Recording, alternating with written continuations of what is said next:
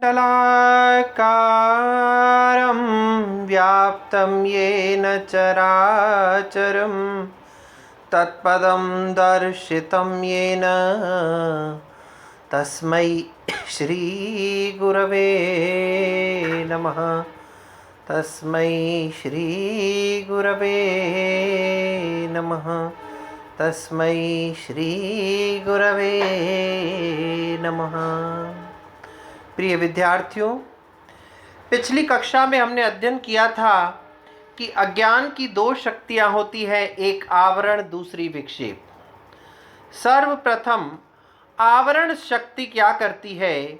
जिस प्रकार से एक छोटा सा बादल का टुकड़ा देखने वाले व्यक्ति के दृष्टा के दृष्टिपथ को, नेत्रों को ढक देता है, और उस छोटे से बादल के टुकड़े के द्वारा जब आँखों को, दृष्टिपथ को ढक दिया जाता है तो अनेक योजन तक विस्तीर्ण जो सूर्य है वह भी ढक जाता है।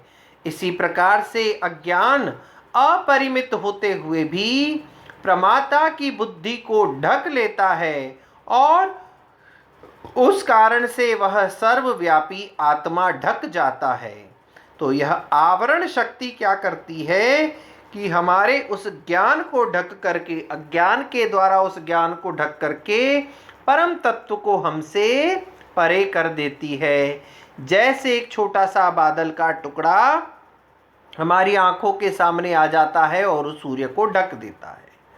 और विक्षेप शक्ति क्या करती है? रज्जु के विषय में होने वाला अज्ञान, ध्यान दीजिए, आवरण शक्ति क्या किया? रज्जु को ढक देती है, और विक्षेप शक्ति उस रज्जु में, सर्प की सत्ता से रहित रज्जु में अपनी शक्ति से सर्प की उद्भावना कर देती है।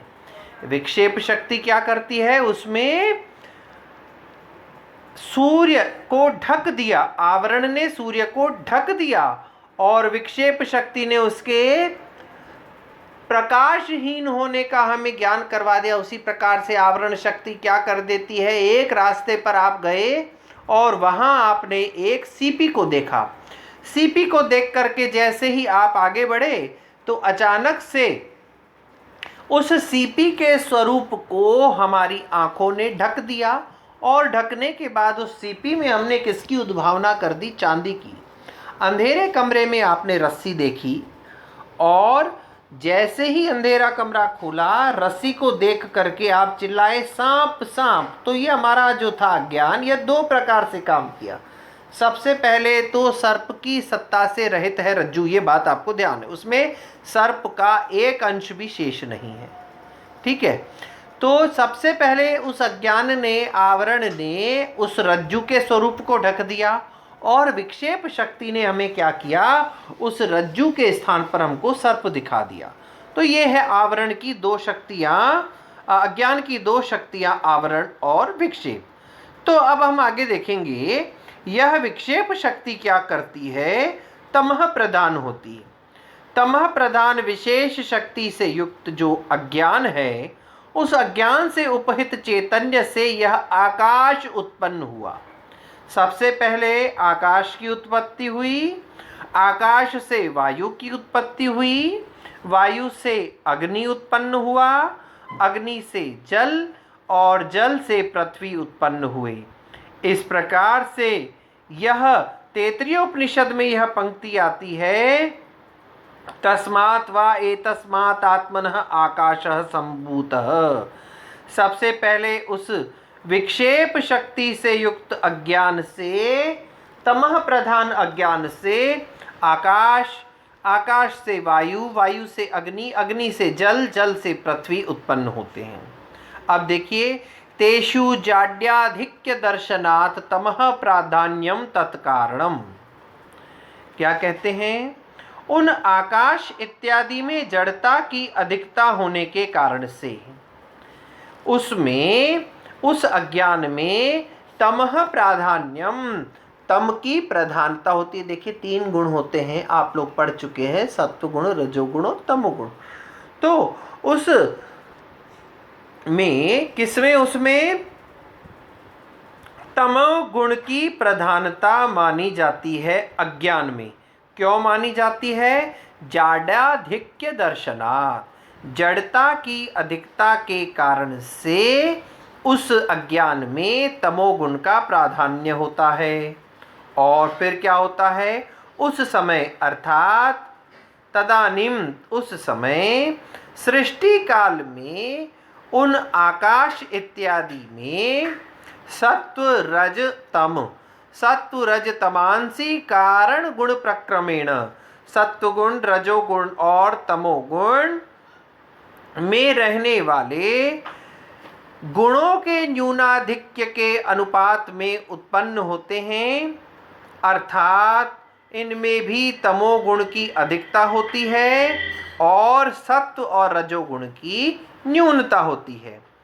प्रक्रमेण तेषु आकाश आदिषु उत्पद्यन्ते, और ये आकाश आदि भी उसी में ही उत्पन्न हो जाते हैं। हमने देखा आकाश इत्यादि में जड़ता की अधिकता दिखाई पड़ने के कारण से उस अज्ञान में तमोगुण की प्रधानता होती है।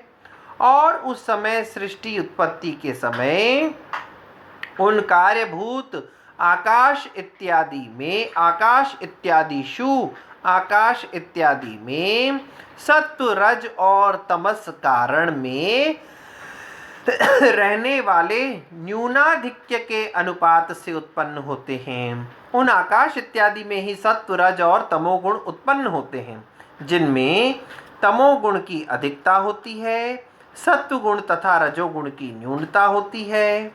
इसके पश्चात एतान्येव सूक्ष्म भूतानि तन्मात्राणि अपंचीकृतानि च उच्यन्ते। यही आकाश इत्यादि जो हैं ये सूक्ष्म भूत होते हैं और तन्मात्र होते हैं और अपंचीकृत कहे जाते हैं। अभी तक ये पंचीकृत नहीं है।